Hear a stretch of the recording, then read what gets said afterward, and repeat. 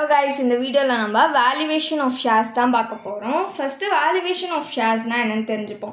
Valuation of shares னா என்னன்னா ஒரு கம்பெனில இருக்கக்கூடிய ஷேரோட விலை என்ன அப்படின்றத தெரிஞ்சுக்கிறது தான் இந்த valuation of shares. இந்த ஷேர்ஸோட விலைன்றது வந்து மார்க்கெட்ல இருக்க டிமாண்ட் அண்ட் சப்ளையை பொறுத்து மாறிக்கிட்டே இருக்கும் வேல்யூ. இந்த valuation of shares கால்குலேட் பண்றதுக்காக 3 மெத்தட்ஸ் வந்து இருக்கு. ஃபர்ஸ்ட் வந்து net asset method, second yield method, third வந்து fair value method. net asset method நம்ம intrinsic value னு சொல்லுவோம், breakup value, asset backing method னு சொல்லுவோம்.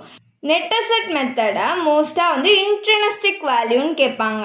ஈக்விட்டி ஷேர் ஹோல்டர்ஸ்க்கு எவ்வளோ வந்து net asset அவைலபிளா இருக்கு அப்படின்றத கண்டுபிடிக்கிறதுக்கு தான் இந்த net asset method வந்து போடுறோம். இந்த மெத்தட்ல எப்படி வந்து நம்ம ஷேரோட value கண்டுபிடிப்போம்னா net asset available to equity shareholder divided by number of equity shares.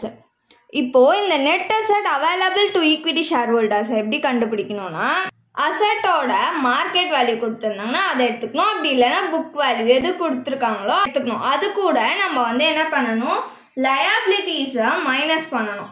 லயபிலிட்டிஸை minus பண்ணி நம்மளுக்கு கிடைச்ச வேல்யூவோட ப்ரிஃபரன்ஸ் ஷேர் கேபிட்டல் அமௌண்ட்டை மைனஸ் பண்ணணும்.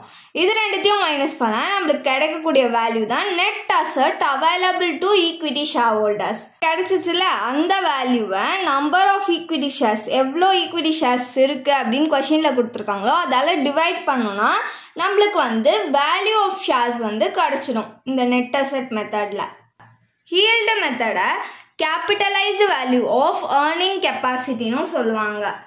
இதில் வந்து எப்படி வேல்யூ ஆஃப் ஷேர்ஸ் கண்டுபிடிக்கணும்னா expected rate of return divided by normal rate of return into paid up value of shares.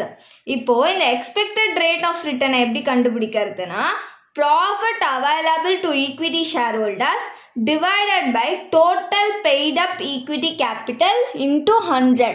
இந்த profit available to equity share ஹோல்டர்ஸ்னால் என்னென்னா ப்ரிஃபரன்ஸ் ஷேர் ஹோல்டர்ஸ்க்கு நம்ம டிவிடெண்ட்டை பே பண்ணதுக்கு அப்புறம் இருக்கிறது தான் இந்த profit available to equity share holders. Next fair value method. இதில் எப்படி ஷேரோட வேல்யூவை கால்குலேட் பண்ணுறதுனா net asset value, net asset method போட்டு நம்மளுக்கு ஒரு வேல்யூ கிடச்சிருக்கோம்ல அதையும், அதுக்கப்புறமா ஹீல்டு மெத்தடில் நம்மளுக்கு ஷேரோட வேல்யூ கிடச்சிருக்கோம்ல அதையும் ஆட் பண்ணி டிவைடட் பை 2 ஆவரேஜ் எடுத்தோம்னா நம்மளுக்கு வந்து ஷேரோட வேல்யூ கிடச்சிடும் இந்த ஃபேர் வேல்யூ மெத்தட் கீழே. தேங்க்ஸ் ஃபார் வாட்சிங்.